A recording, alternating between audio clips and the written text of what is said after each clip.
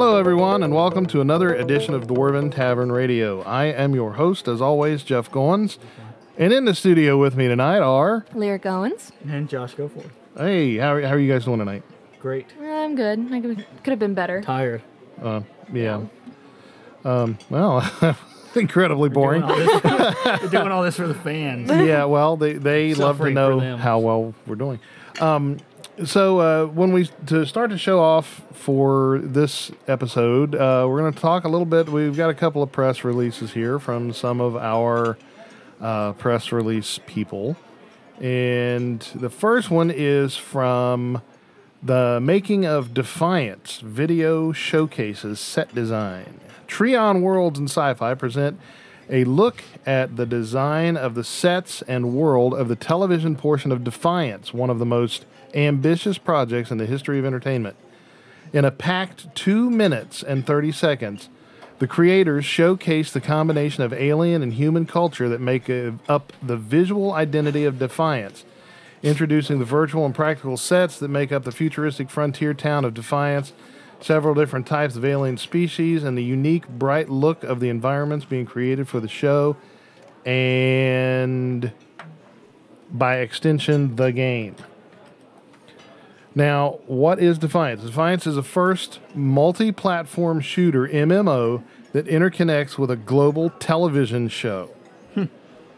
Coming in 2013, the game developed by Treon Worlds combines the intense action of a console third-person shooter with a persistent scale and customization of an MMO. At the same time, the TV show, created by Sci-Fi, exudes the scope, story, and drama of a sci-fi epic.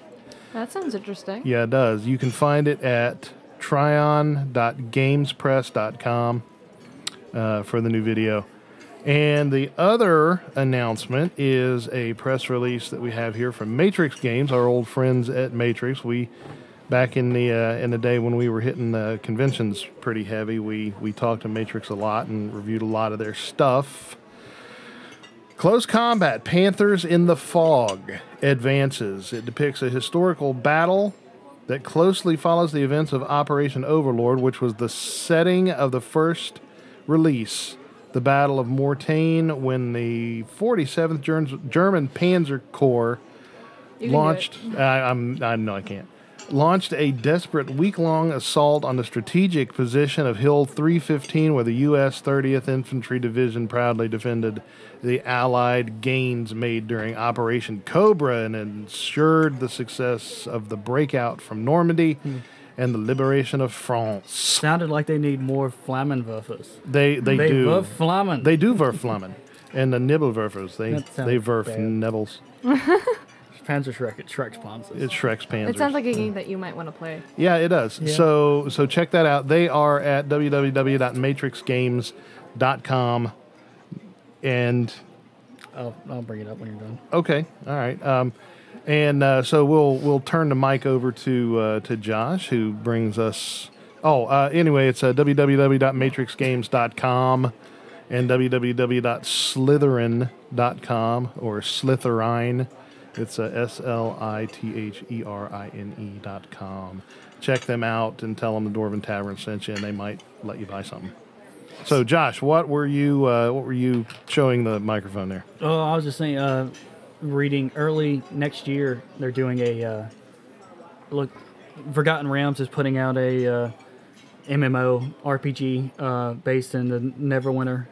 Okay. Forgotten Realms universe. It's released. Said early 2013, so That's very cool. I used to play in second edition, and I think it came out. The Forgotten Realms came out in the second edition D&D. My history is escaping me at the moment, but we used to play a lot of Forgotten Realms and and thereabouts on that area. So I'll definitely be checking that out. oh yeah, okay, yeah, same here. The other D&D they have on the PC, which is a browser download, it's pretty good. It's decent. It's an MMO, so That's very cool. And which reminds me, the words D&D. It reminded me of the movie that we're going to be reviewing next time. This is gonna be fun. Yeah, it is. It's That's called. something new that we're going to be doing is reviewing movies. From now on, if you have an idea or want to send us a movie that you think you would be interested in hearing our view on, we'll gladly accept it and give you our opinions. Yes, because our opinions Is what matters. is what matters. Well, it matters to us, I'm sure. That's why we have them. That's why we have them. That's right. And next time we're going to be doing the newest, I guess the newest. I didn't even know it was out until I saw it. It's called Dungeons and Dragons, the Book of Vile Darkness. I actually have seen another Dungeons and Dragons movie where it was just called Dungeons and Dragons, and it was obviously not that good. For some reason, the movie industries or whatever produces them they don't do a good job on these particular fantasy movies. It's Yeah, the I same don't know way why- with the video game movies. It's it's a cash grab. That's all they're doing. Well, You know, it there's could only be. a and- handful of good video game movies. But yeah, I know. And the if same that. thing with honestly, with comic book movies, they're Until a recently, crapshoot. they haven't been that well. They're a crapshoot because Till Christopher Nolan took over Batman, the problem That's is debatable. is but it's still a good movie. Would you let him finish? the problem is that when you're talking about making a movie based on a fan-driven establishment, a fan-driven thing, phenomenon. Like, for example, I bring up two movies, The Crow and Conan, the Conan the Barbarian series, with Arnold Schwarzenegger, and then the one with The Crow with Brandon Lee.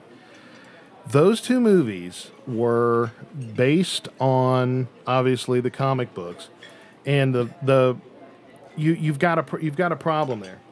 The problem is when you are talking about something that is fan driven, like Conan and The Crow. Those are both comic book based things.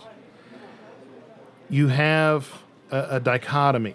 You either make the movie true to its origin, true to its comic book, or its video game, or its whatever, its fan based origins, or you make it to where it will succeed, because obviously, Conan was very specialized, and The Crow, they're both very specialized comic books. They've got a pretty decent following, enough to make a living for the comic book creators, obviously, but it's not enough. It wouldn't be enough for the movie to really flourish. And I think there's two great examples of that. Christopher Nolan's Batman series and The Watchmen. The Watchmen, yes. The Watchmen was made almost was- page by page with comic books. There Yeah. were very few things that were taken out of the Watchmen movie compared to the comic book. Right, but in that same instance, The Watchmen is isn't it like one of the highest selling comic books in history? I mean, they're graphic Yeah, novels. it's up there. Yeah, Yeah, right up there with 300. Yeah. Because 300 was huge too. But see, the thing of it is, if you're going to cater something to the mass public, you're going to make it a little bit different than its much narrower fan base. So you have to change some things. They changed things in The Watchmen. I think that the changes were actually intelligent, and I think that they were good. But it wasn't exactly they true to change the in The thing. The ending. How with Rorschach dying. Rorschach he- died. Yeah, but in The Watchmen, they changed the origin of the enormous explosion. Okay. It was a psychic beast that I wanted to say Asmodeus. Ozymandias had created this giant psychic squid thing that he teleported in, and Oh. Sounds awesome. I know okay. it was. I It got- was. See that? I didn't finish it. I got to where Rorschach died in the comic book, and that was extremely emotional Then I for didn't me. care So anymore. I stopped reading it. Yeah. So that explains the beginning, because they actually took out a side story also where it had this comic book artist drawing a series that was actually like a metaphor for what was actually going on with the rest With of the the director's characters. cut of The Watchmen, they put all that stuff back in there, and the director's cut's like another 45 minutes to an hour longer. Yes. Yeah, and it is. it's great. I love it's like a 3-hour movie, and it's great. Yeah, I know. But the thing is you have to either cater to the fans or you have to cater to the public. But catering to the fans is going to make the movie better, and it's going to make it better, but it's going to make it better for a smaller audience.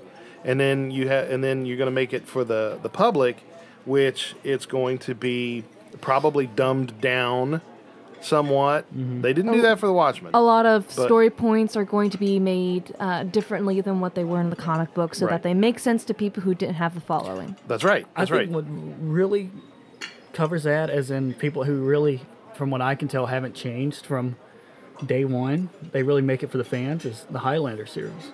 Because I don't know anything about Highlander, but when I watch it, without watching the first one, I don't know what's going on. Well, that's a good point. Highlander, the first Highlander was, in my very humble and purest opinion, was the only version that exists. I hated Highlander 2. Highlander 3 was equally stupid, and the series was, it was okay. It kept the genre alive and made somebody a lot of money, but See, the only thing that I find strange about comic books and video games translated into movies is that they only seem to do good if they have a very popular director behind them. or a good director. I agree And with that entirely. they also only do good if they go completely away from the comic book storyline. There are some valid points that they keep. Like Resident Evil, those godforsaken, horrible, troglodyting movies. God, I hate those movies so much. Really? I couldn't I'm a tell. Resident Evil fan, and Okay. video game fan, and none of those movies are the complete opposite of what the video games None of are. those movies are the complete opposite. Those movies are the complete opposite of what the video games are. Well, okay, hold on. The original video games, the new stuff, like Resident Evil 5 and 6 and parts of 4, is moving away from classic Resident Evil into this. It went from horror to action. And, Resident Evil used to be up there with Silent Hill. There's puzzles, there's horror, Yeah. and a large part of the game is not actually running around and killing everything. Right. So, and they basically turned the new ones into almost third-person shooters. So, Okay. All right. Well, that's a valid point. That's exactly what I'm talking about. The movies, when they make these specialized movies that are appealing to a very specific niche, very specific fan base, they either make the decision to highly please a small amount of people, or tell them to basically, kiss off and appeal to the mass public, which they've obviously done. They did that same thing with Conan the Barbarian, the first movie. Conan purists were totally outraged at the fact that the original, that Schwarzenegger in the movie actually set a trap. If you remember there was that big spike trap that he That's laid for the Schwarzenegger. Conan doesn't set traps. Conan never set a trap in his life. But it was Schwarzenegger. Well, yeah, but he was Conan. And- Surprised that he didn't make a big, giant rock machine gun. yeah, exactly. And a lot of purists were, really, really ticked off about that point, and I've never many actually others. seen the original Conan movies. They're I enjoyed them. I like Schwarzenegger, but I enjoyed them, but they're not. It wasn't the comic book Conan. Right. There's a lot of blood. Did you see John Carter on Mars? Yes. How did that translate from it? If you ever read the comic books. Yeah. The John Carter series is older than comics. I mean, the comic book came later. It was a series of novels. But it was pretty good, actually.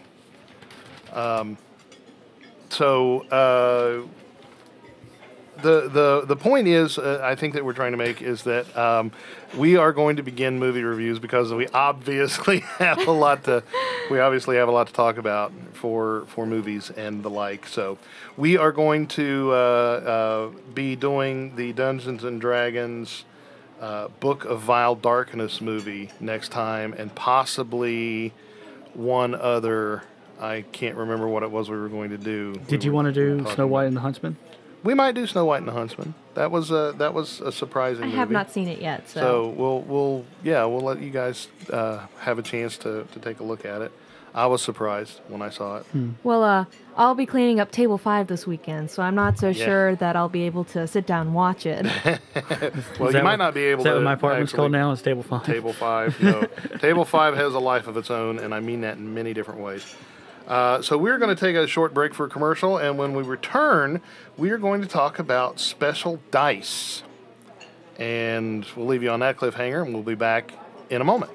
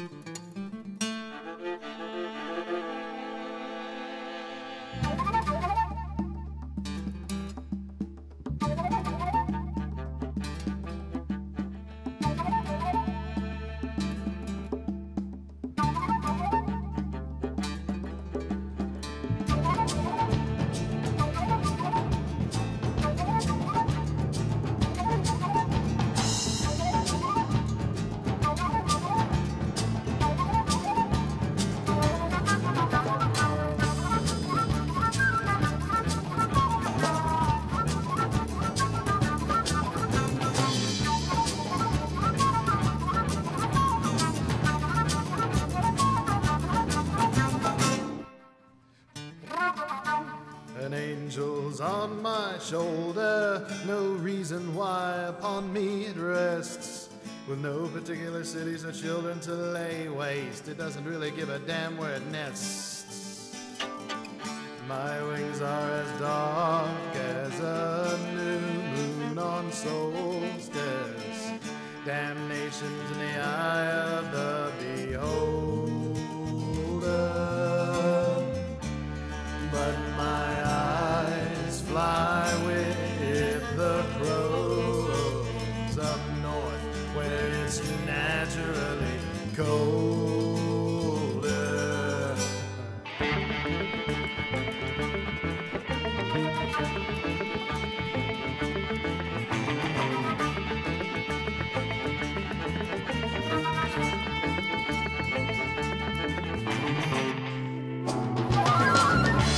The old man tried to teach me no wisdom there, not even in his day.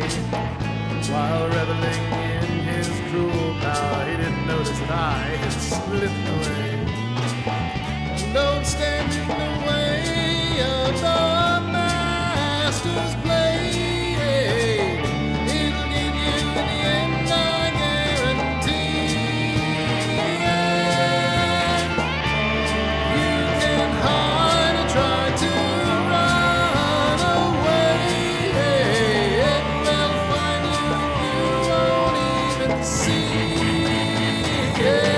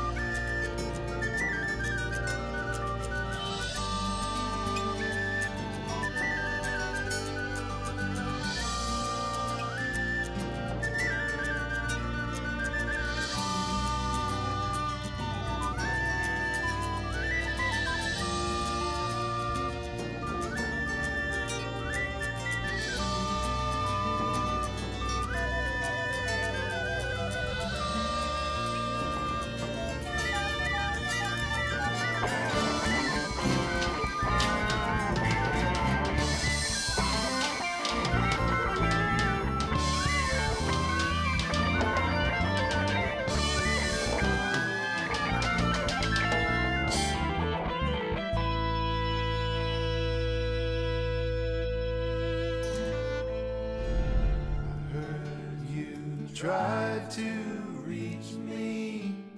Your pain tries to claw me down, it shows. Your words grow more than distant as I watch them fly away with the crows. Don't knock at the door when no one's at home. Echoes of your own despair, your only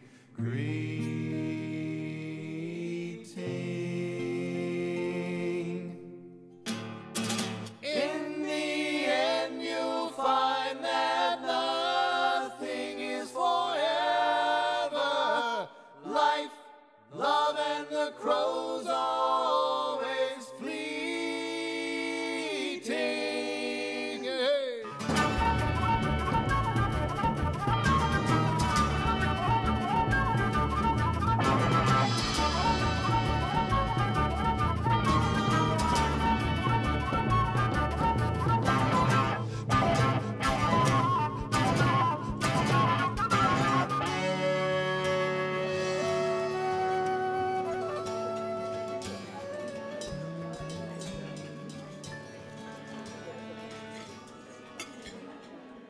And we're back. And our next section, we're going to be talking about special dice. Everybody has, well, not everybody. I guess it would be mostly just the people who played the games. We all of us gamers, all of we gamers play with dice Of some sort in of some game. sort. Mostly Dungeons and Dragons, World of Darkness, other role-playing games that need decisions made. Yep. More than Or just- probabilities. Yeah, more than just yes or no. Yep. And Thanks, Ian. and so the point is, do you have special dice for special characters? I have I don't know, 1,000 dice maybe. That's very. Put it lightly. Yeah, that's very. You're underestimating Give or it take by a lot. another 1,000. And I do have special dice on a case by case basis. I don't have particular dice that go with a particular character. It's all on how they feel at the moment. Right. Like you can't choose dice before you create a character. Well, I do that. I pick out a set of dice. Like, oh, I haven't used this set of dice for any particular character. I'll just use these. And if I roll really crappy rolls, then oh, well, these dice obviously don't like this character. So Yeah. I pick out a new set, and if I roll a little better, then perhaps these are the dice that are made for this character. Right. Every time I do that, I get stabbed in the back with my dice. Well, the dice. It's like, oh, they're rolling great. As soon as the game starts, fumble. yeah. 2. That's why I have one set of dice. That's the only one I use. I have all my backups for my DMing. Well, that might actually mess up the mojo, is if you use it for every character always. Well, you know the set that I use, my green dice. I mean, I use them for a couple different, well, mainly just one character of mine. And I have anything else I have, I normally try to use my other dice because, the dice, my main set of dice is, I don't know, like spiritually connected to me or something. Well, yeah, Because sure. They only roll good for You one haven't used- one character or when I'm DMing. You haven't Right. used my elven dice that I got you at all. Those are Cillian's dice. I'm gonna have to take those back. Or Cillian's dice. I told you that. When's the last time you played Cillian? Whenever we played last, I don't know. Well, anyway. Yeah, but see, that's the point. That's the whole point. You have Those very are Cillian's specific Cillian has dice. orange dice. Now, I No, have those a dice set. have forsaken me. I've actually thrown them out of my bag. I don't keep them anymore. Wow. My first set of dice will not roll good for anybody. Oh, you anymore. should set them down on the community table for any They're users. I have them still. I mean, it's not. I didn't throw them in the trash or anything. I'm not going to do That's sacrilege. But I still got them. Yeah, there are sometimes when you actually have to give your dice to someone else or Yeah, because maybe they offer were them made up for someone else. Maybe yeah. they weren't. Yeah. There was a time. This brings up a really good story that I had. We were. I was giving a seminar at Gen Con on how to put music in your dungeons, like we talked about. I think Right. it was the last show. Yeah. And I was given a bunch of wonderful gifts by a bunch of wonderful sponsors, of whom Wizards was one. They gave me a bunch of music CDs, soundtrack CDs, and some prefab modules and stuff like that to give away. Well, that's awesome. It was very cool, and I'll say a couple times more, and that'll clear my brain. It'll get out there eventually. Wow. Do I need to get the clicker?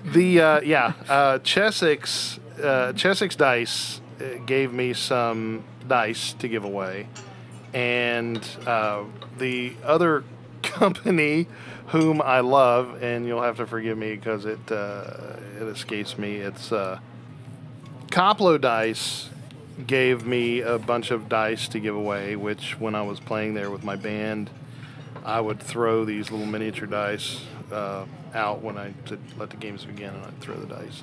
Which was Cast the very diamond, awesome. yeah. Everybody loved that. They loved that. And I enjoyed it tremendously, too, because I threw away handfuls and handfuls of dice. God, the crowds would scatter and Yeah, then they those would swarm. Little bitty, like, Yeah. 5mm ones. Yeah, it was, and I had my pockets were stuff on.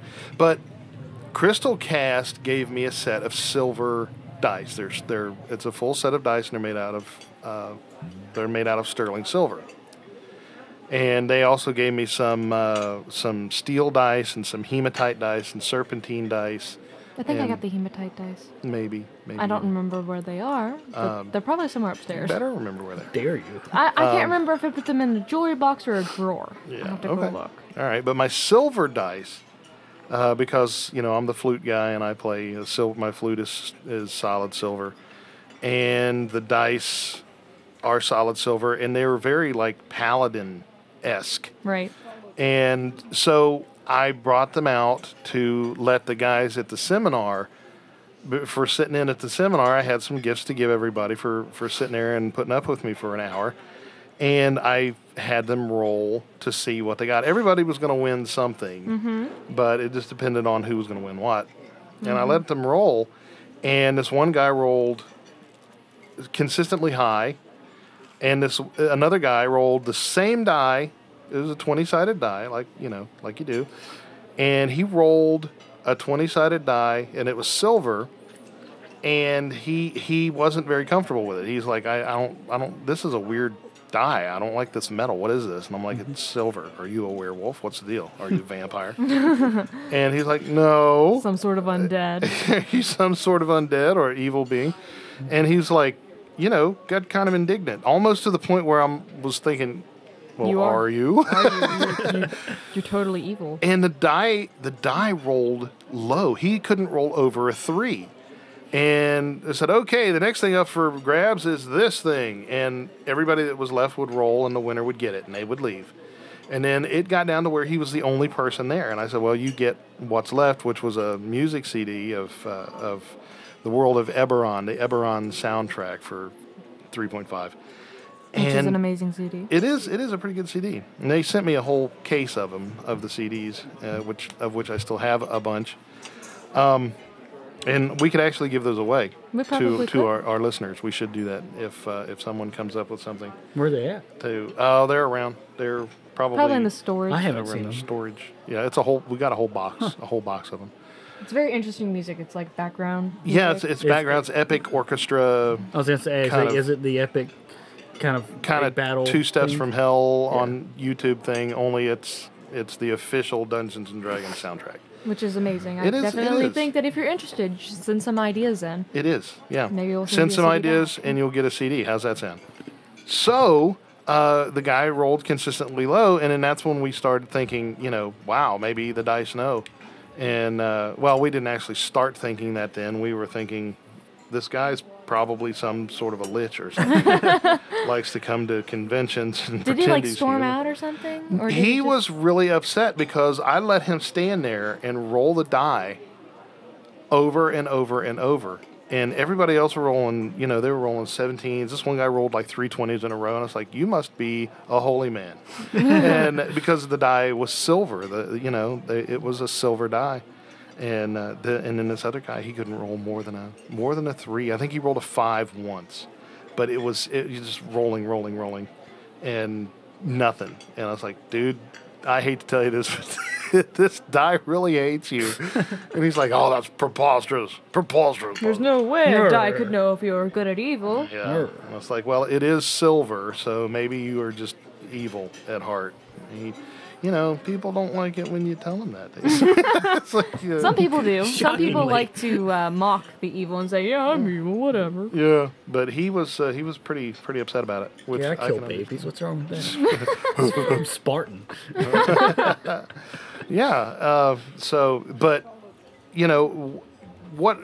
My favorite method is to look over the dice for when I'm playing, my elf in Scavrius. Yes. The wild elf. I love him and his green mohawk. In Scavrius doesn't have his own set of dice, but when I'm playing him, I look out and I grab the dice that feel like him. Right. But you have your own specific character dice, right? I have, for some characters. For other characters, they don't exactly have a particular feel. So I just grab what what you said, you just reach out and grab whichever feels like that character. Like for my Saint character, Akathan, whom I've used the most, he has his own special set, which it actually was, I had a set of just plain regular dice. They were made in China, right? I have... No, don't be offensive. Impossible. I have plain red dice that were... Were the numbers slanted too? Oh, dude. I gotta make a note. 32 minutes. Cut. Oh, that's not bad. Yeah, that's 32 bad. minutes. Just don't make jokes like that. Cut. Down. Offensive. It's not bad. Yes, it is. That's terrible. That was funny. It's funny, Okay, but okay. it was It racist. was funny. We could get sued by Asia. by the entirety of Asia. We don't We do class have action Asian suit. fans. Yeah, but they have no Class, souls. a class action suit by Yeah, the I whole haven't of showed you Asia. You're that. hurting my I feelings. haven't showed you the episode yet. You'll laugh when you see it. Anyway, do you want to leave? Because I'll make you. No, this has actually been a really good show for me. I'm not saying No, you're very decisive about what you're saying. we're cruising at 3,000 feet. Going to be You're such a pilot. okay. Anyway, And action. should I leave if you're just No, going to tell go ahead, racist jokes the entire time? Go ahead. If they don't make any end, it doesn't matter. Well, anyway, I have a set of plain red dice that I would use for his character up until the 5th level, when his 20-sided started not working for him. I started rolling only low rolls, and his character started to flop. And I think that's around the same time that Kelsian and him they butted heads because Akathan did not let Kelsian save a person because Kelsian would have died in the process. And Akathan chose the lesser of two evils and saved Kelsian. And Kelsian's like, well, you've earned an enemy for life now. And Akathan says, I'm okay with that. That's And- totally Kelsey. And Yeah, let me kill me. after that, the red 20-sided die was not working for him. So I was looking through my sets, and I had a rogue crystal. It was like a rainbow crystal die that both of my sets are from Chessex. So that's I love all their sets, but the crystal die. I rolled it on Akathan's character sheet, and I instantly got a 20 for his next roll. So from then on, I used most of the red set for his dice, and then I had the crystal 20.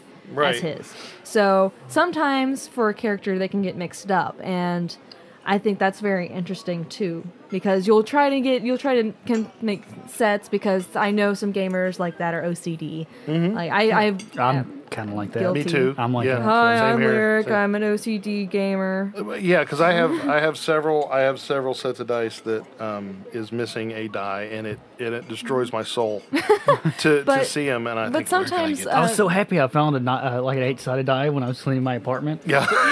Yes. But sometimes when you lose those dice and replace them with others, they actually work out better for the characters. Right. That's OCD for me. Like, if they don't all match, I can't play with them. I know. I'm exactly there. I'm pretty sure we're not the only ones. Well, but see, what really helps with that is if you Chessex has an order where you can order a pound of dice, and they're all mixed up, and it's an entire pound of dice that is mixed up. And it's an entire pound of dice. That's mixed up. It's mixed there up. might not even be a full set. in There's there. not. There's not one full set of any one type of die. So what you have to do is you have to go through and pick out individual sets of the dice that are mixed, and it's kind of cool, and it's almost liberating in a way to know that there is It's not like an trying entire set It's there. like trying to get rid of a phobia. It's like the first thing that you need to do is to admit that you have a problem. Yes, let Second the spider thing, crawl directly across your lips. Yeah. Do you have a favorite one set die? I have. Dice. I do. I have my Dungeon Master dice, which are usually my bone dice. Or your I've got a orange set of- or the- yellow. My bubble gums, which are the orange, or the yellow. Those are my DM Oh, you also dice. have the blue and white ones. The blue and white. Which look like a painted sky. And it just depends. It just depends on the feel of what it is, because some dice like the players, which I generally do. I have a What are you- magenta set which is sitting right next to you that I use for Make sure you all. shake it in the I mic. use I use it for all of my girl characters who are they're broody, like they're very masculine. Like Savelle, sparkly. who is my half elf fighter. She's very much a tomboy. I use those for her. These sparkle like a vampire in the sunlight. Yes. But I also use those as my DM dice. So, I mean, they roll high for Savelle, but they roll low for me being a DM because I'm trying to be fair. I'm not. Right, I'm right. not a DM to be cruel You're not a to my KDM, character. I'm a like- DM to give fantasy to my characters. Right. Yeah, right. I think mine are. I got a set of really green, translucent kind of. I guess I'll just call them my emerald dice. So Yeah. those are my number one set, and I dread the day when they, Retire. retire. They abandon you with luck. Because I don't know.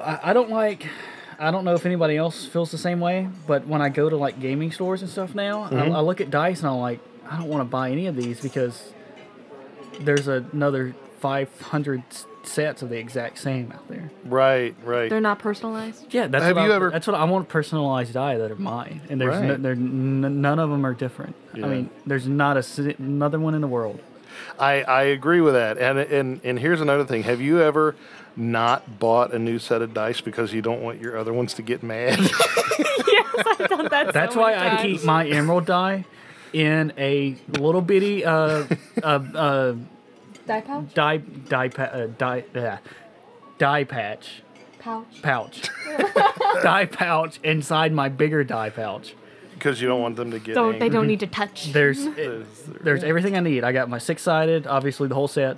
Then I got a golden $50 in there and a note from certain special somebody. So Oh, that's pretty cool. That's actually incredibly and cool. they've been great for me. Yeah. But yeah, I mean, once I get the money, I'm gonna find something, and I'd really like to find some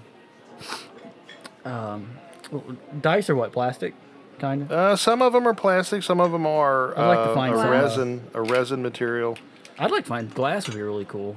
Well, Yeah. there's I'd be afraid to roll Coplo. them. But I think what I'd really like is more of a I don't know another way to put it, a rock type die, like Okay. maybe A gem. A gemstone. Okay, well, That would be awesome. there's actually there's an answer for all those.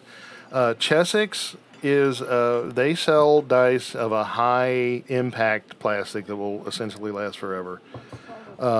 If you look at our situation die, it is not Chessex. It is the oldest die I have. It's older than Chessex. It is older than it's actually probably older than the guys that own Chessex. Wow. But the Giving away your age. yeah, I know. King dwarf of all dwarves. But Just to think that die used to be smooth and pretty. yes, and it used to have It's sharp very pretty. sharp It's edges. got a very old wisdom. It has no feel. edges. It's It's barely has totally edges. round. It's like a marble now. You had to draw the numbers back on. Yeah. That's how old it was. In that die, actually, when we got the first dice that came out, they gave you the dice, and each set of dice came with a crayon. And the crayon, you would rub it into like an etching. You would rub into the groove. into the groove of the Yeah. number, and then wipe off the excess wax from the crayon, and that's where your numbers would be. So you would always have numbers. Don't you also have the other? You have another set of is it the percentile dice? Did you Yeah, I have already I mention have the that? percentile dice, and then I think I have one 8-sided die from that set. Whoa, left. I haven't seen that one. yeah, I That's think the it's actually right situation set. Yeah, it is the situation set. And for those of you who don't know, when it comes down to a single die roll, we have a situation die, and it's in its own case. When Kelsian took an arrow to the dragon. When Kelsian fired an arrow at the dragon, he was asked to use a situation die, because if he did not kill the dragon, then we would have had probably all of our characters die, because we were facing both a mind flayer, an army, and a dragon at the same time. And Yeah, I did that kind of stuff to you guys. yeah, you did. But for some reason, you knew that Kelsian would shoot it down with one arrow. Well, how? No, I didn't know. That is something I had no idea. Well, see, secretly he's a mind reader and he's telekinetic. And I'm And so he telekinetic just did the Jedi little hand trick. So and you have just psionic flipped it powers up. from the first. and precognitive. First edition psionics. Yeah. He grew up around a power plant. Yes. Just drank that water. My mother was frightened when she was pregnant with me. She was frightened by the amazing Kreskin, and for those of you old enough, yeah, that's a pretty dated thing. The amazing like Kreskin. Well, no, I didn't say it, so I know. but you knew what I was talking about. Good save, yes. The amazing Kreskin. I can't find the old 8-sided die, but I know it's in there. It's probably in one of the Kreskin other was a 100 psychic boxes of thing. dice. You got. Probably. But he was a psychic, and it was kind of a funny joke, sort of. But anyway, if you want high impact, beautiful, functional, perfect chi dice, go to Chessex. They are. And they have the a peoples. lot of different designs, so you could probably find something that could be close to They have personalized. hundreds of designs, dozens and dozens. And then another really excellent company for high impact plastic is Koplo. Koplo Dice is another fantastic company. The guys are wonderful. When the last, I don't know, 10 times we went to Gen Con, we would watch, and Mr. Koplo, who is one of the sweetest guys ever, would walk around with an apron on, and in the pouches of the apron were the pouches were filled with dice. That's amazing. And when a little one would walk by or be pushed by or whatever, and he would ask the parents if it was okay, and they'd say yeah, and he would hand them a die. He'd give them free dice. That's and he gave out awesome. free dice all the time. So he's a real sweet guy. Love him to pieces. And then if you want dice that are different, including dice made out of gemstones, Really? you would go to Crystal Cast, because they have dice made out of semi-precious stones, like serpentine. I have a set of serpentine dice, and the hematite dice. That's considered a gemstone. And they also have. I haven't seen them lately, I haven't been to their site lately, but I'm going to go to it right now. They have Dwarven dice. They have dice made out of steel. I do believe I got you a set of Dwarven dice for Christmas. Mm-hmm. You know what would be, it just popped in my head would be really cool? What's that? Is to find a dice set mold, and you make the dice yourself. You pour whatever certainly. you want in there. I've often wanted to do that, although I'm not really sure what the process is. They have, I would love to do that in the fact that they actually have extruders. For some reason, the first thing I thought of to pour into a dice mold was soap. So I was like, so I could have soap? I could roll it in the tub? Like, why would I ever be gaming in the dice. tub? Of course. Because you would always want your rolls to be clean. Exactly. One of the things that Crystal Cast has right now I'm looking at is they have dice made out of meteorite iron. Really? How much are those running? $100 for a D6. For just one? For one. How much for a set? Or they sell them by set? They don't sell them by the set. They sell 20-sided dice. The 14 millimeter, actually the 16 millimeter 20-sided die is $300. Really? And it's made out of meteorite iron. So let's say you wanted a full set. How much would you be looking at? Probably $1,200. And what's it made out of? Meteorite iron. That's actually not too bad for I don't even know. metal like that. How much they weigh? I don't know. I don't know how much they would weigh. It would probably be pretty heavy. They have a sterling silver set that you can buy for $75 for the set. No, the D20. They also have a 6-sided die for $60 that's made out of mammoth tusk ivory. So, Christmas is coming up. Christmas is coming. Why don't we just go to the museum and just steal some mammoth stuff? Well, the Crystal Cast way is legal. And that's what we're going to stay. Oh, and Crystal Cast always have they also have the weird set that's made. It's 4-sided that you can roll, and what? Yeah, it's a different kind of shape. They're more conical shape. Oh, those. Yeah, and those work. Of course, they also have. Cylinders. Yeah, they're like multifaceted cylinders. I like those. I like how those look. Yeah, I like them too. They also have, let's see, what else do they have? They have the Dwarven dice, the Dwarven stones. They have red goldstone. That sounds pretty. Yeah, it really is. Red goldstone, green goldstone, blue goldstone, adventurine, which is a semi-precious stone, bloodstone dice. These are like $80 a set. Bloodstone? Yeah. Bloodstone is also a very pretty set. Yeah. The iron pyrite, which is fool's gold, if you know your geology. When you get some diamond dice. Man, that would be awesome. If I ever won the just can't lottery, play on a glass table. I actually talked to them and I said, if I ever win the lottery, I want you to make me a set of diamond dice, and they're like, It might be flawed, but whatever. Who cares? I wouldn't care about that. They do have a set of clear quartz. Ooh. Quartz dice are $80 a set. That's actually not bad. Yeah. They have a set of opals that are $120 a set. And they have obsidian, snow obsidian, red jasper, aventurine, blue jasper, rose quartz, clear quartz, hematite, unikite, green jade, carnelian, lapis, tiger eye, azurite, and the list goes on and on. So if you want your dice made of real stones, they've got it. And that's Crystal Cast. It's crystalcaste.com, and you can find it there. I need a better job and make more money. Heck yeah, don't we all?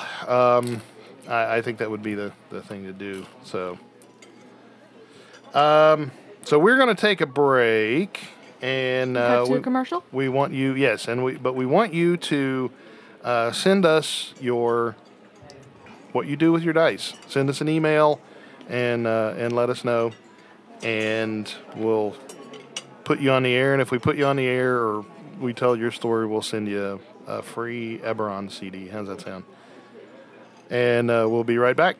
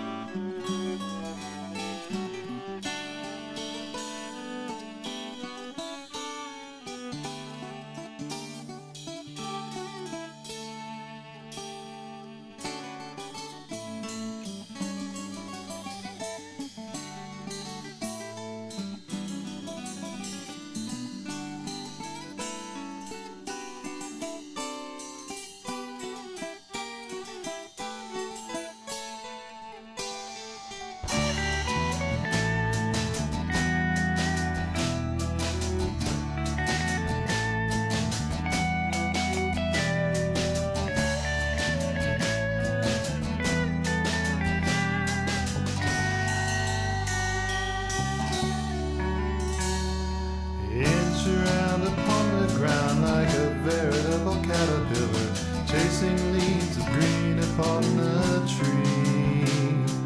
Climb into the trees in view in hopes of getting closer to filling bites that don't take flight. And it all seems like a dream to be free.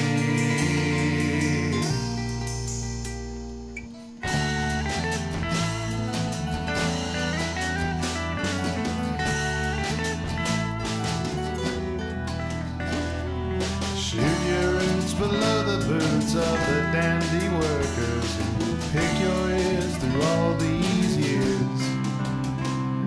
Spread your seeds down through the weeds. The ground is calling upwards to pass along the harvest song. And it all seems like a dream to be free until the crows come.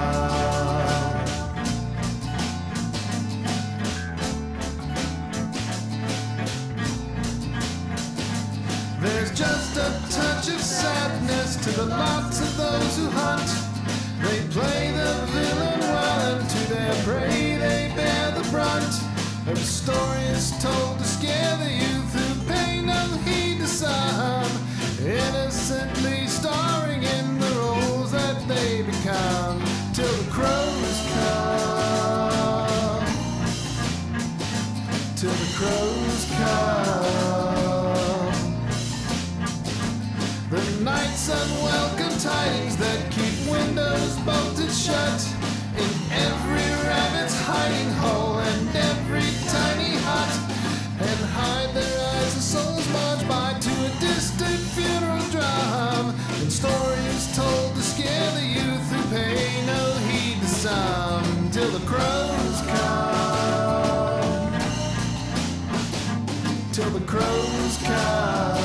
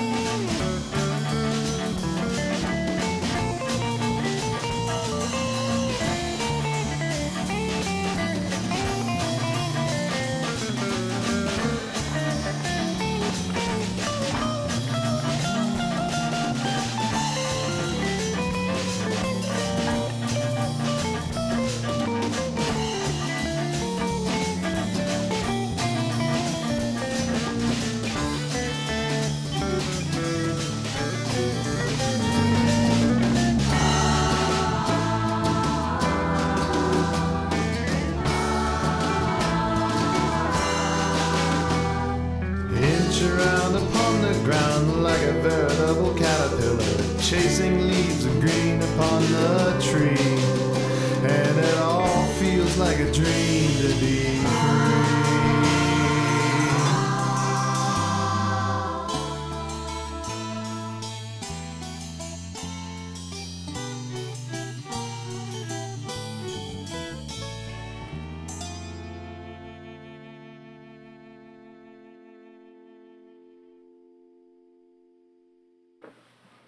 And we're back.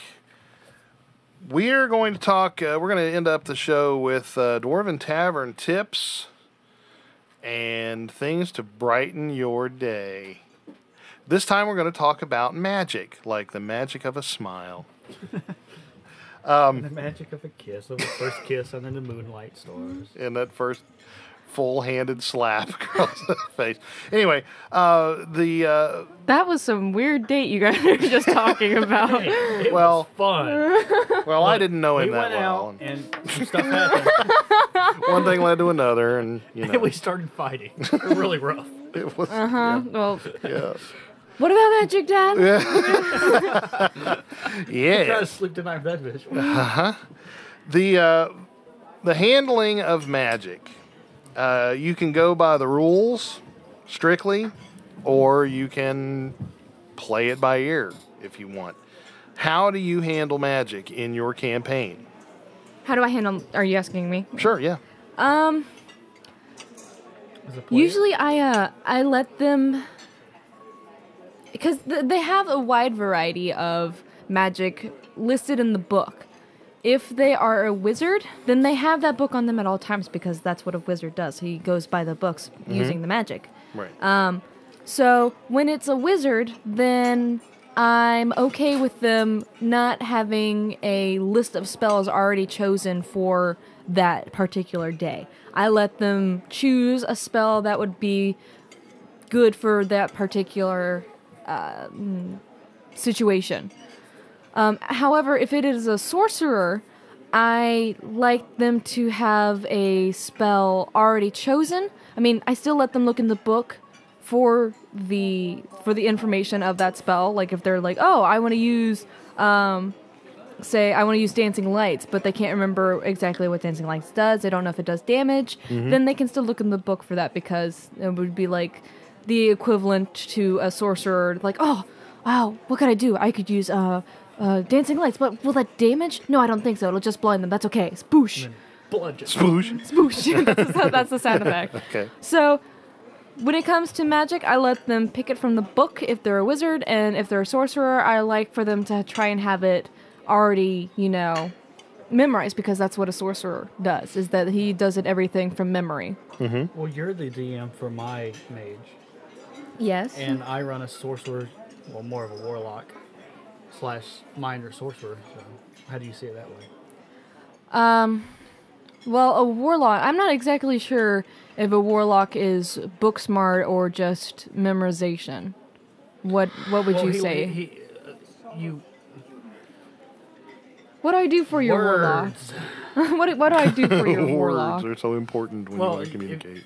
If you're an ass, if it's memorization or not, I think warlock's more of an incantation. I don't know if that's the right word. Incantation? Is that the right if you're bringing it from your insides? Or he doesn't learn it from books. It's his. No, that would be a flatulation. Do you know what I'm trying to say? Yeah, I know exactly what you're trying to say. There's the premise of invocation evocation, which is a school of magic that you evoke power, but it all depends on your branch of magic as to how that power is brought out. If you're a wizard, you're bringing it out through Words on a book. words in a book or scrolls with verbal components or hand gestures or material staff or wand. material components. Yeah, focus. You need something to project the magic Right. other than your voice. That's right. The foci, if you will, which is focus, plural. And if you're a sorcerer, you are kind of the natural conduit for magic. You're the medium that's needed, Right. that's necessary for your magic to project itself where you want it to go. Right. And if you're a warlock, that's an even different kind of relationship with the magical realm, in that you are like an embodiment of eldritch power, eldritch energy. And so the point is, I think, is that, if you're playing a magic user of any sort, what is the amount of detail you put to how many material components they have? How do you keep track of or is it just something that you blow over lightly, like, you just assume that if they get this many spells per day that they have to have, Limitations? that many pinches of chalk dust or whatever, Well, or a feather or a little piece of silver what I do, twine. if I have a player who is a magic user, which is very rare for some reason, probably because magic is so hard to deal with. When I do have a magic user, they usually keep track of it themselves, because they want to make sure that they have enough and that they can't sneak away with anything, because I do keep track. But when it comes to magic users, I like to make sure. I can't even remember where I was going with that sentence. I lost it when I said magic users. I'm like, magic users. And that brings the memory wipe. Hang on, let me think. Say your question again. How much attention to the detail of behind the magic supplies? Behind the magic supplies. Right. So if there's like staffs and stuff like that. material components, Well, do we have a player's handbook handy? I don't think so. Oh, wait. Yes, we do. Oh, wait. Yeah, that's it. Yeah, let's see that player's handbook. Now, some magic spells, as you know, for those of you who play, and I'm sure you all do, all magic spells have a list of components, and some have material components. And wouldn't you know, I just turned to the page where none of the spells have material components. Okay, let's say Rary's telepathic bond. The material components is a piece of eggshell from 2 different species of creatures. Like a bird and a lizard. Yeah, right. So would you, if a person said they wanted to use this spell, I would automatically assume that they don't have those on them because I don't think that I think spells are special occasion casted. So I think special occasion cast, I guess. casted? So I think that if they needed material components that weren't already on them as an adventurer, then I don't think that they would have them. Like, Okay. you wouldn't just happen to have an egg of a lizard and a bird on you. Right. I mean, you could probably go out and find it easily, and I mean, in the D&D realm, If I mean, you would it fall into the responsibility of the players for role playing, probably. or I mean, and they might actually need to, if it's a spell that takes a long time, that they need to do this to do a certain thing to continue on with their quest, then they might use that opportunity to role play it out, getting that particular item. Right. There's another one, Leoman's Tiny Hut. The material component for that is a small crystal bead that shatters when the spell duration expires. That one's a little more that sounds almost complicated like because enchanting, really. that one's a little more complicated It's an because evocation. there could very well be a crystal bead on that character, like some sort of jewelry or something. Again, it's up for the DM's discrimination. Right, right. Now, here's another thing. How hard is it? How do you allow your players to acquire spells? Now, in my opinion, in my very humble opinion, as a dungeon master, that spells would be a very, very closely guarded secret. Like, as in, you would not just give away spell books because knowledge is power. And just like you would have to pay a great deal of money for, like, today's modern spells, which come in the form of computer programs, Or apothecary or medical you would, procedures. you would be very hard pressed to get a free program. So there's some out there that are free, but if you equate computer programs with magical spells, Oh, look, our mascot's at the table. yeah. Speaking of magic and Familiars spells, and my the black- familiar the has black arrived. cat. Then there's one, like Evard's Black Tentacles, has I know where this is going. a piece of tentacle from a giant octopus. You wouldn't just randomly, oh, hey, look, Especially when you may be in the mountains. or a desert of some sort. So here's the question: would it be wise to have that person go to and I'm sure that there would be magic shops everywhere Yeah. in the case where there's magic everywhere. Actually, this, sorry to interrupt you, but that actually happened where a cleric who was trying to use magic in a campaign I was DMing, he wanted a particular component to his spells that wasn't available to him. So he went to the next town and bought it I rolled for the chance that that town would have that spell component, and that they would have it at a store for a reasonable price. And I guess the dice said yes because he got the component and casted the spell, no problem. He casted the spell. Casted. Cast the spell, no problem. Yeah. Okay. All right. That sounds perfectly reasonable. Yeah. So like what I said, you it's do up to the DM's discrimination for what the player can do. when the dungeon master, or when the player needs to get the material components for a spell, you would put a monetary value on it, and you would roll a % chance of it being present in any given magic shop, right? That's what you'd... Yes. Okay. I think that's the good rule. That's exactly what I do. I learned from you. Well, So but it could be different, and then there would be a price, for each.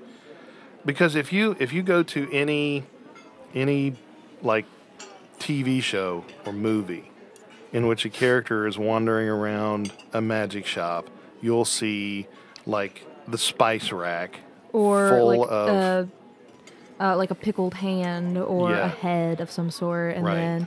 then dried skin of this one lizard you've never heard of before, Right. a tongue floating in a bottle, the eye of something or other. newt. Eye of newt. Now, I've seen Eye of Dragon and Eye of Human before too, so it's Yeah. Eye of something or other. Yeah. But Eye of I mean, robot. if it's, it also goes with where the character's from. This is why role playing is also very important, like Josh mentioned, because if the character needed that particular tentacle that you were talking about earlier, and they were in the desert, you wouldn't think that they'd have it. But let's say that they landed in the desert from a dimensional rip because they were originally a sea elf. Then Right. there would be a higher chance of that sea elf having that tentacle on him, ready to use, because maybe he's used that spell before. I'm not exactly sure what the spell is, so feel free to correct me, and I need it. So, if the character, if their background could have the high chance of them having it on them, then I could also see, like, if they are from the mountains, then they probably have a toenail of an Etten that could be used for a spell Right. that they need in like a valley. I mean, You could also get into improvised materials that give you slightly different effects.